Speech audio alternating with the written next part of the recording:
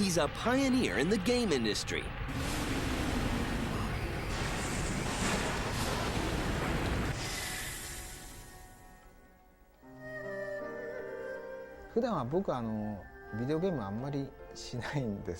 I don't play a lot of video games, so I was always interested in things outside of the world of games. Even today, that's where my inspiration comes from. Music, movies, things outside of the game world. He's a philosopher, he's an artist, he's a mathematician, he's a Renaissance man.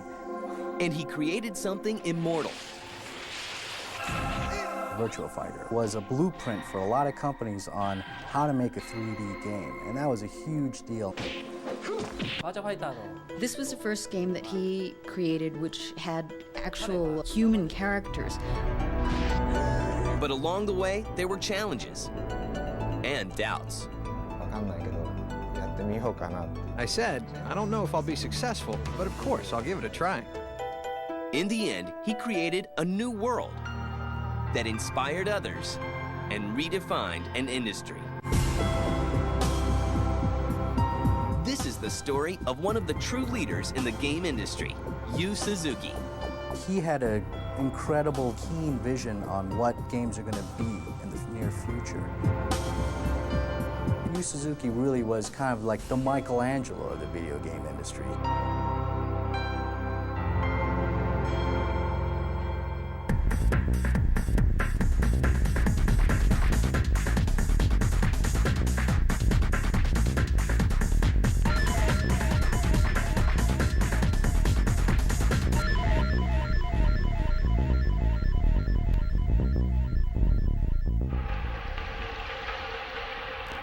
Yu Suzuki was born in Japan on May 10, 1958. He shows early signs of the interests that would define his career.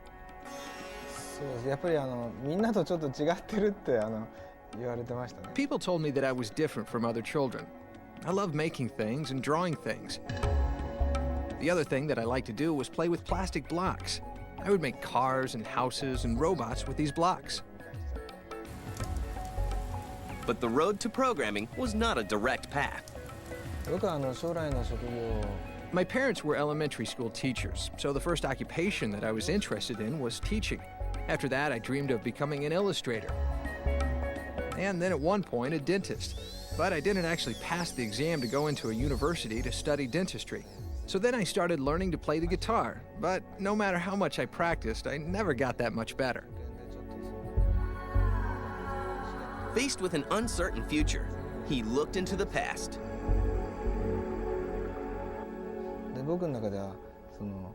When I entered the university, I started learning more about programming. I realized that this was very much like playing with Dio blocks as a child. You took different pieces and you put them together in different ways to make something new. After graduating from Okayama University of Science, Yu Suzuki begins to look for a job. When I originally came to the interview at Sega, it wasn't because I was interested in games. It was more because of my interest in programming.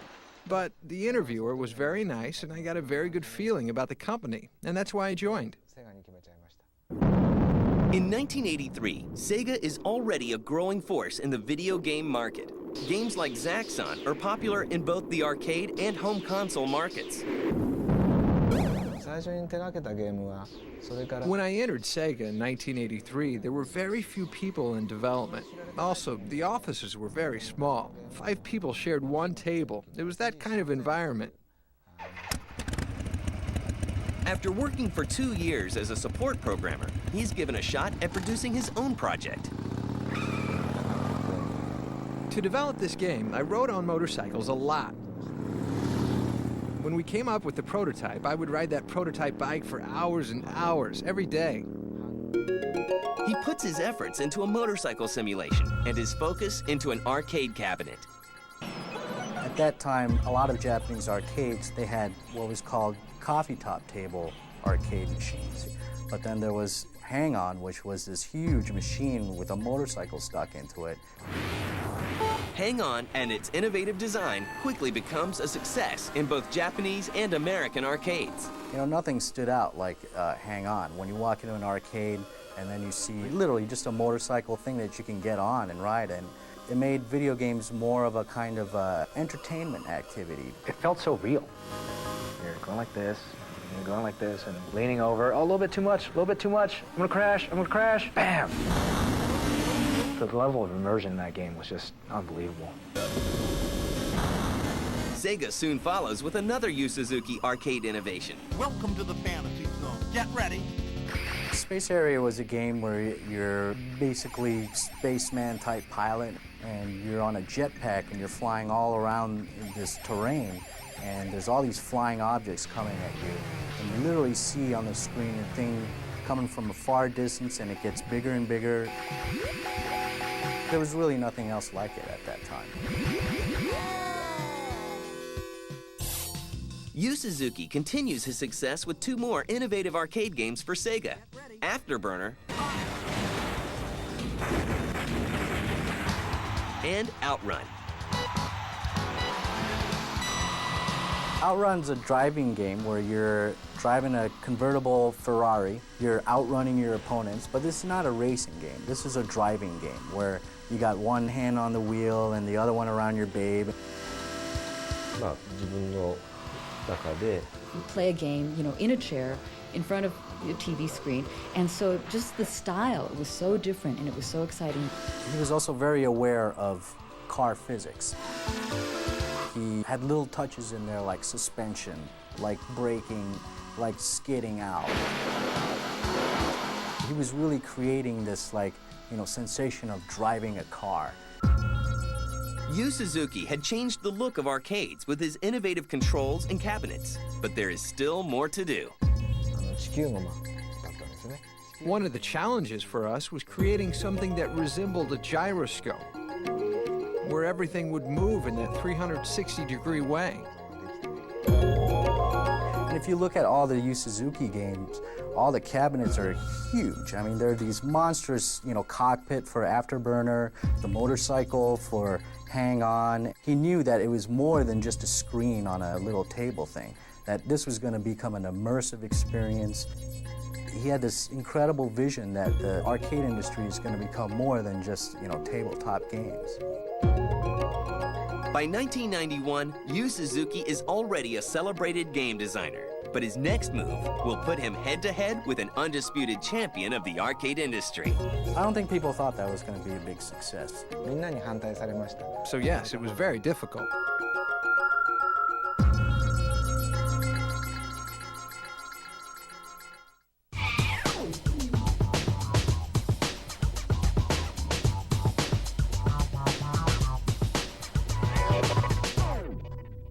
I Spy comes to DVD. Spy the action. Can you see anything? Spy the technology.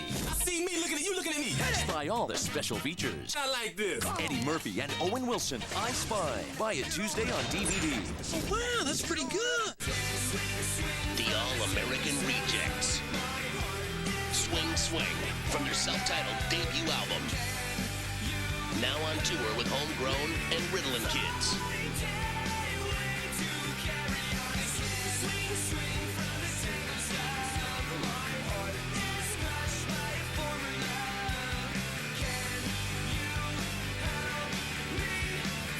All-American Rejects. In stores now. Ever wondered what it's really like to be a soldier? What do you got? I have a sit rep from Alpha Company. Ready to be verified. Verified. Put yourself in the picture with this free video. You'll see over 200 great jobs in the Army and over 180 in the Army Reserve. You'll also see what skills you learn, how you can earn money for college, even what soldiers do in their free time. Call 1-800-984-ARMY now and get this free t-shirt and your free video. Put yourself in the picture and see what it's really like to become an Army of One.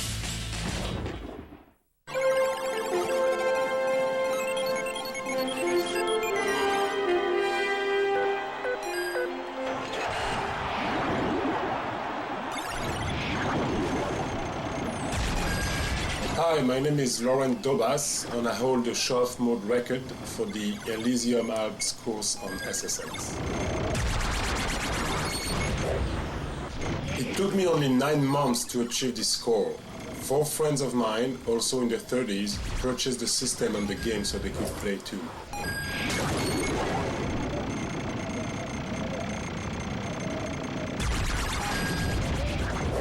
When the PS2 came around, my life changed. The first SSX was a revelation for me. Awesome graphics on what video games are supposed to be all about. Once I realized the million points barrier could be broken, I had to keep trying. I had to do it. It was a hot summer afternoon and I was just out of the shower. I turned on my PS2, my VCR, and bang, I hit the million points on my first run. I was shaking like crazy and unable to play after that for a couple of hours. It was pretty insane.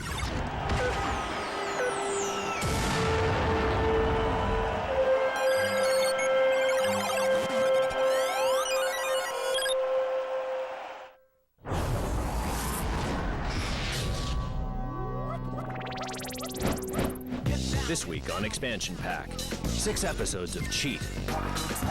Tomorrow at 2 p.m.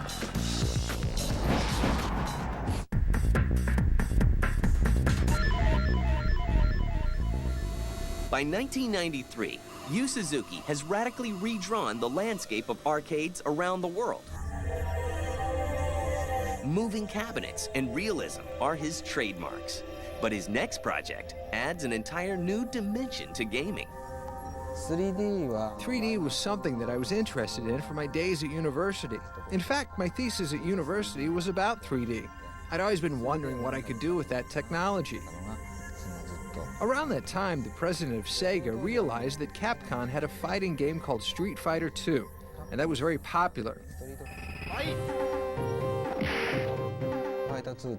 And he was very concerned that Sega was always losing to competitors in the fighting game area. So he asked me if I could come up with a game that could be competitive in the field. And I said, I don't know if I'll be successful, but of course, I'll give it a try. Yu Suzuki begins production on his next endeavor, but his lack of martial arts knowledge forces a much-needed trip to China. I didn't know very much about martial arts, especially Chinese Kung Fu. I had no experience at all, so I actually decided to take a trip to China and learn from the martial arts masters.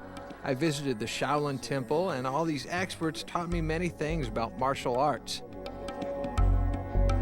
In the process, I cracked some ribs, and I suffered a bump to the head. At that time, it was very difficult for me, but looking back on it now, of course, they're just fond memories. Even Yu Suzuki, I heard say that people thought he was crazy to go after Street Fighter or to make a competitor, direct competitor Street Fighter. Apparently, one day during testing, Yu Suzuki heard one of the guys say, "ouch," while he was playing the game, and that's when he knew that he had some kind of connection with the player, that this was more than just a fighting game, that this was an actual experience. There has never been another game where we knew it was going to succeed even before we completed making the game. We knew that this was something that really was going to take off. In 1993, Virtua Fighter is released, and audiences are stunned. The number one thing that was huge about Virtua Fighter was that it was in 3D, and that was a big, big deal. And the other thing, too, was that nobody really thought that you can make a better game than Street Fighter as far as fighting was concerned. And they took a bold step in making this 3D fighting game. Yu Suzuki wanted to create a realism out of it. This was a game where they used real fighting techniques, real martial arts. They weren't doing over-the-top flying stuff. They were just punching and kicking, and it was about strategy and tactics. People flocked to the arcades and began to master the complex fighting systems. To be able to enjoy that same kind of sensation with only a joystick, only a button, and you're still just as excited, and you're still sweating, and you're so into the fight, something like that has never been around. This is the first game that's allowed people to enjoy that kind of intensity. The gameplay mechanics of Virtua Fighter are just really hardcore and accurate, you know, just like the man himself. You know, it's very meticulous, it's a very studied game. People reacted very favorably to Virtua Fighter. The success of Virtua Fighter leads to inevitable spin-offs. Virtua Fighter created a whole new pantheon of characters for Sega. From that, Sega created all kinds of games based on the Virtua Fighter. Virtua Fighter Kids, Virtua Fighter Master System games that were just like little storybooks, and you know, you had big, fat-headed, you know, Virtua Fighter kid characters and stuff like that, and it really created a whole franchise of characters for Sega. Sega also brings Virtua Fighter to its home console, the Sega Saturn. So this was the first time also where people were able to practice their moves at home and then show up in an arcade with all the stuff that they did at home. You know, they did homework, and then they show their skills at the arcade, and I think that was a huge phenomenon that kind of combined the home and the arcade. In 1995, Sega releases the follow-up to the original. Well, Virtua Fighter 2 was significantly different from Virtua Fighter, and that's when it started to get a little bit of the over-the-topness to it. But that was more for the hardcore fighting fan. Then by the time Virtua Fighter 3 came out, that was a huge, huge leap, both in technology and in looks and everything. He also created Virtua Fighter 3 TB, which was an enhancement of Virtua Fighter 3. Virtua Fighter 3 became the fighting game of choice for the Japanese at that time. If you were an expert at Virtua Fighter 3 or Virtua Fighter 3 TB, then you were the bomb. You were the guy that people looked at you in the arcades. It solidified Virtua Fighter even more as a tournament-type fighting game. The success of Virtua Fighter eventually moves beyond the game industry and Japan. In 1998, the Virtua Fighter series was accepted by the Smithsonian for the Computer World Smithsonian Award. And all of the Virtua Fighter machines, I think up to Virtua Fighter 3, is displayed in Smithsonian for everybody to look at from now until the end of time, and that's a huge accomplishment. I think it was a big deal for Yu Suzuki to have his games shown at the Smithsonian Institute. That's a big deal, is to have something like Virtua Fighter be accepted by mainstream America as a real work of art or a real accomplishment in technology. That's something that we all should be proud of. In a little more than a decade, Yu Suzuki changed the way we play video games. But he is about to face some serious obstacles. And the one great thing about Suzuki-san and about Sega is traditionally they have been a company that have been risk takers and always pushing the envelope.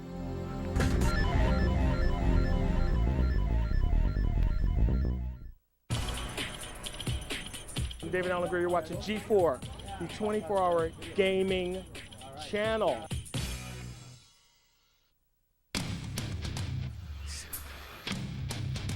If someone wrote a book about your life, would anyone want to read it? The stories of tomorrow are being written today in the U.S. Navy. You'll do more in a few years than most people do in a lifetime, if you're ready. Check out the Life Accelerator at Navy.com. Navy, accelerate your life. What keeps you from getting the exercise you need? Is it lack of time?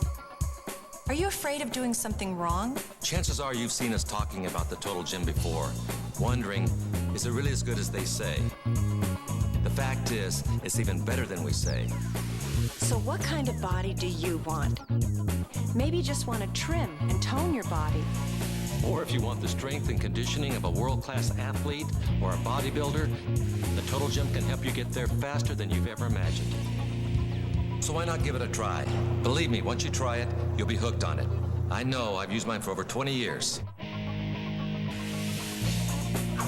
Now you can own the Total Gym for as little as $29.95 a month charged on your credit card. And Total Gym won't charge you a penny of interest. Our best offer ever. To order Total Gym, call 1-800-340-7488. That's 1-800-340-7488. I love sports, but you gotta know what games are right for you. Same with computer and video games. That's why parents have to make sure each game is right for their kids. How? Check the rating. Every computer and video game has a rating symbol that tells you what age group the game is best for. There's also a content label that tells you what's in the game. When you check the rating, the control is in your hands.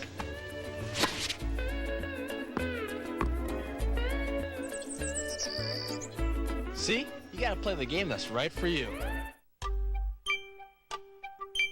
Yeah, my girlfriend gets upset when I'm playing it in the nighttime. He will stay for hours in front of the TV. He will not eat anything. He will not go to the bathroom unless he has to. Yeah. I've seen this guy. He's like 10 hours, man. He's still We're playing it until like 2 o'clock, and it's like I gotta go to work. I'll save it here, and it would be an hour later until I'd save it. And I wouldn't eat or anything. 3 o'clock in the morning, this guy's still up, man.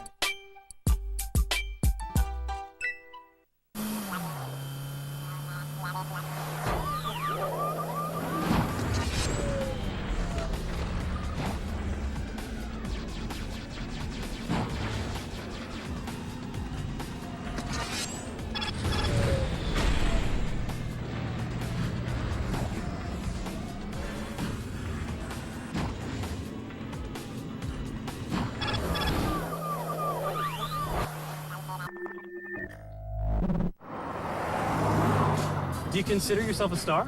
I'm the same girl I've always been. You don't sound surprised about your popularity.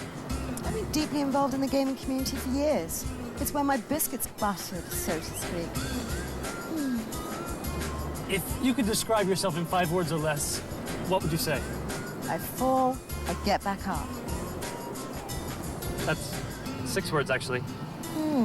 You're a cheeky one, aren't you?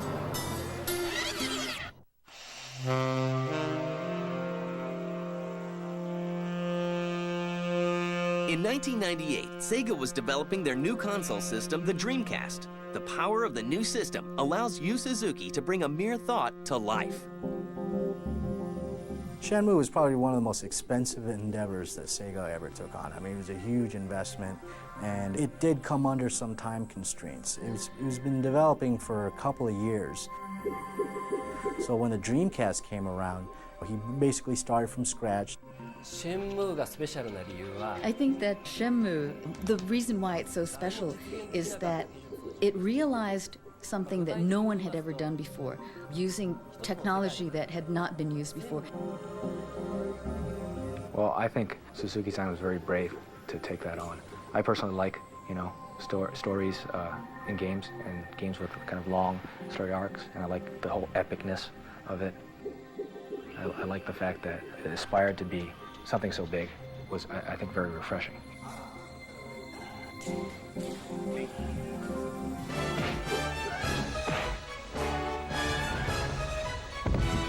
In the games, Shenmue follows a young Ryo in Yokohama in the 80s. They killed my father, right in front of me. I will have my revenge. Shenmue is a big departure from the kinetic action games Yu Suzuki has created in the past. The game itself is this incredible wide open world that you can explore, you can buy things, and you get into a fight. Get out of my way. And there's virtual fighter type sequences.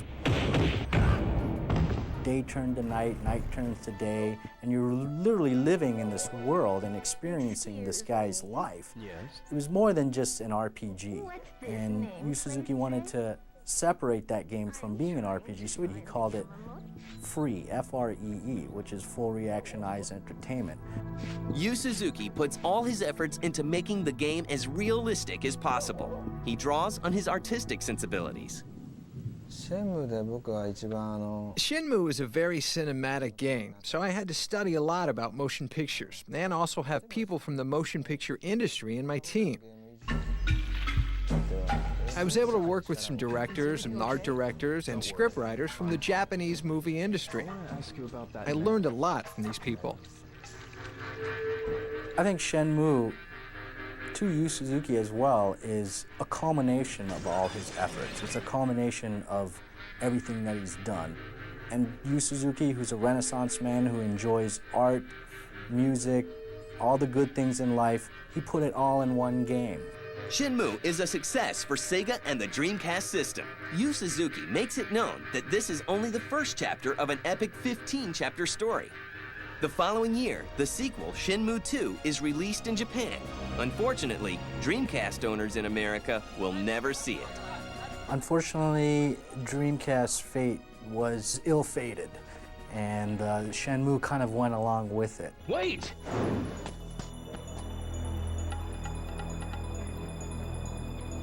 After the Dreamcast dies, Sega enters into an agreement with Microsoft to create original material for its new Xbox system. Shenmue 2 was really probably one of the biggest Sega games, and in order for Microsoft to secure something like Shenmue 2, that was a huge deal. Shenmue 2 arrives on American shores in the fall of 2002. The Xbox version of Shenmue 2 for the US was put out by Microsoft. So there wasn't too much Sega or Yu Suzuki involvement in it. And they didn't have voice actors that were American to do the voice acting in the Xbox version of Shenmue 2. It's all subtitled. And I think that kind of demonstrates that maybe Yu Suzuki was a little bit, put off that Shenmue didn't do too well in the United States on the Dreamcast after all the effort he put into it. Despite the ups and downs and the loss of a proprietary console system, Yu Suzuki remains at Sega after 20 years developing games. I think probably Mr. Suzuki has remained loyal to Sega for all these years because he's seen how Sega has grown along with his own career. So they have been growing together. You put on quite a show, boy. And with an innovative company like Sega, it's a match made in heaven. The reason that I am who I am today is because I joined Sega. But I like the place. I think that's why I stayed. And his artistry goes beyond games. Yu Suzuki is also an accomplished painter. I know Yu-san has many projects going on in his head constantly. Yu-san, as an artist, I think draws his inspiration mostly from his favorite things and also his hobbies, whether that's his Ferrari and many other things. He draws his inspiration very naturally from his favorite things.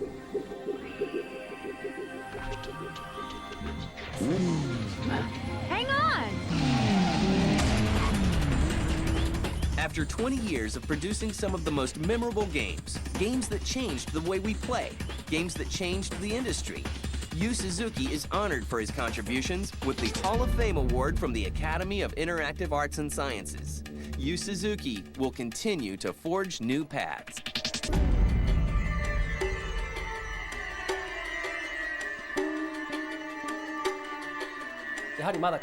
His whole career has been one hit after another, and I know there's another hit just waiting to happen. I can't tell you what it is, but very soon there'll be a new product that will just completely change everything that's come before. You better not be lying.